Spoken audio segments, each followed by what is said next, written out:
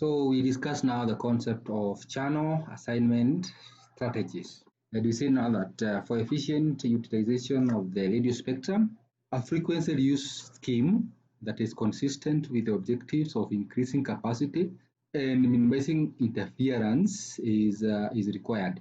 So these are the two primary objectives that we seek when we are utilizing the radio spectrum and a variety of channel assignment strategies have been developed to achieve these objectives. They are classified into two, either fixed or dynamic, and the choice of either of the two definitely impacts the performance of the system, particularly on how calls are managed when a mobile user is being added off. And we mentioned in a previous video about how what the hard off means. It simply means you are being served in one cell and you are moving to another cell.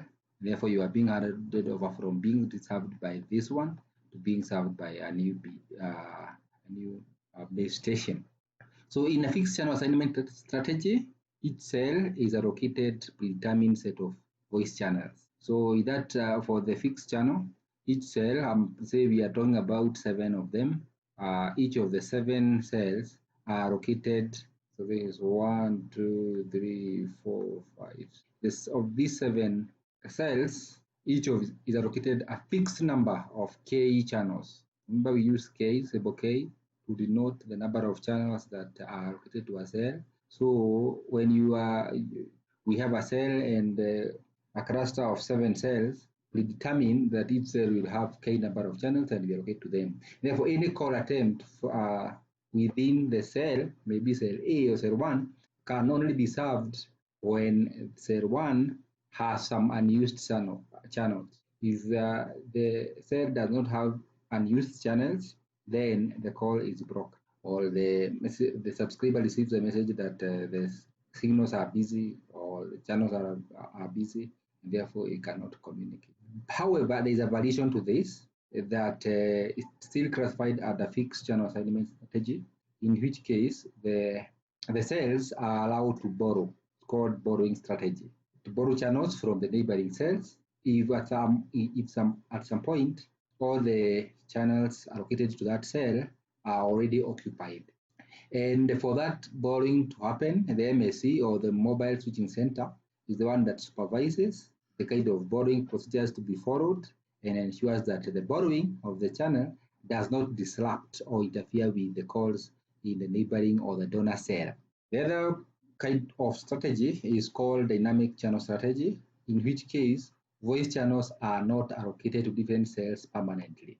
Rather, each time a call request is received by the base station or by the serving base station, it requests for a channel from the MSC.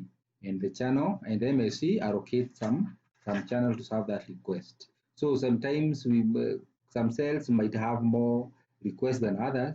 Even if it exceeds the number of K that would have been assigned to it permanently, there are still other channels that are available from the MSC because the other neighboring base stations are not using them. And therefore, they are idle. And therefore, that serves that request, of course, following a certain algorithm.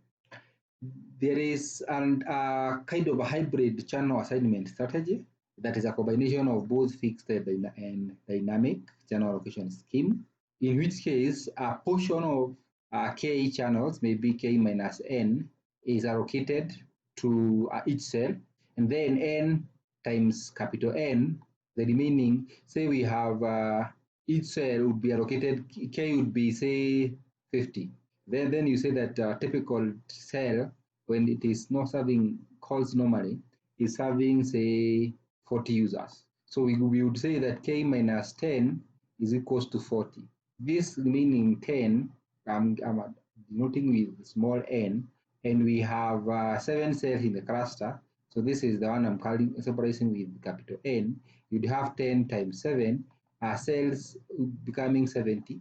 These 7 channels would be put in a reserve, and this reserve would be used to serve the cells that have higher traffic than normal.